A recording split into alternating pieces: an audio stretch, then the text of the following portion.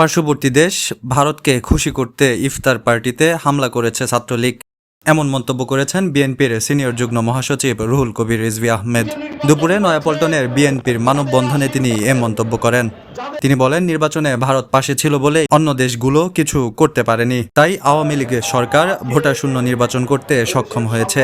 এ সময় তিনি নিত্যপণ্যের দাম বৃদ্ধি নিয়ে বলেন, সিন্ডিকেটে আওয়ামী লীগের লোকেরা জড়িত বলে কোনো ব্যবস্থা নিতে পারছে না সরকার। এ সময় রিজভী আরও বলেন, আওয়ামী পরিবার ছাড়া কারোরই সরকারি চাকরি হচ্ছে না, ফলে বঞ্চিত হচ্ছে মেধাবীরা।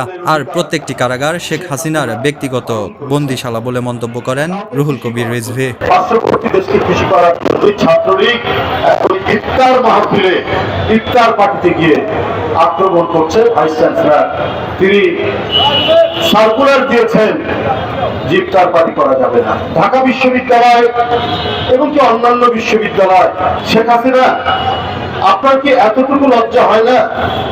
আপনার এই সোনার ছেলেরা কত ছাত্রী, কত নারীর যে সম্ভ্রমহানি ঘটিয়েছে। কদিন আগেই তো জাহাঙ্গীরনগর বিশ্ববিদ্যালয়ের কত ন্যাক্কারজনক একটি ঘটনা। শাহজালাল বিশ্ববিদ্যালয়ের আজকে 2-3 বছর আগের যে ঘটনা, স্বামীকে বেঁধে রেখে স্ত্রীর উপর নির্যাতন, ধর্মীয় অনুষ্ঠানকেও বাধা দেওয়ার চেষ্টা করছে। আমরা তো জানি এটা কেন করছে।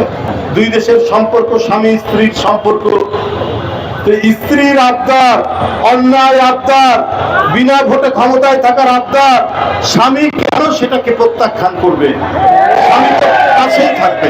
ওবায়দুল কাদের সাহেব, আপনাদের ভাষাতেই আমি সেটি বললাম। ভারত শুনি যে গণতান্ত্রিক দেশ, কিন্তু সে তো আওয়ামী সরকারের স্বামী, তো স্বামী স্ত্রীর কথাই শুনবে। বাজার সিন্ডিকেটের সাথে নাকি বিএনপি জড়িত। বা আপনি বিএনপির যিনি কবরে গেছেন, বিএনপির নেতা, সে লাশের নামে মামলা দিচ্ছে। 25,000কে তো আটকে রেখেছেন ভোটের আগে, তফসিল ঘোষণার আগেই আপনি আটকে রেখেছেন। তো সিন্ডিকেট করলো কারা? আজকে নিত্য প্রয়োজনীয় জিনিসের দাম বাড়াচ্ছে কারা? আপনার বাণিজ্য মন্ত্রী তো বললেন যে সিন্ডিকেটের সাথে কিছু করা যাবে না। প্রধানমন্ত্রীকে সাংবাদিকরা প্রশ্ন করেছে, প্রধানমন্ত্রীও এর কোনো সঠিক জবাব দিতে পারেন। এই সিন্ডিকেট তো আপনাদের লোক, এই কারণেই তার বেশি পদক্ষেপ নিতে পারেন না। প্রধানমন্ত্রীর লোক, যার কারণে এই কোনো পদক্ষেপ নেই। সাধারণ মানুষের পেটে আহার কেড়ে নিচ্ছে। মাহদি হাসান, মুসলিম টাইমস।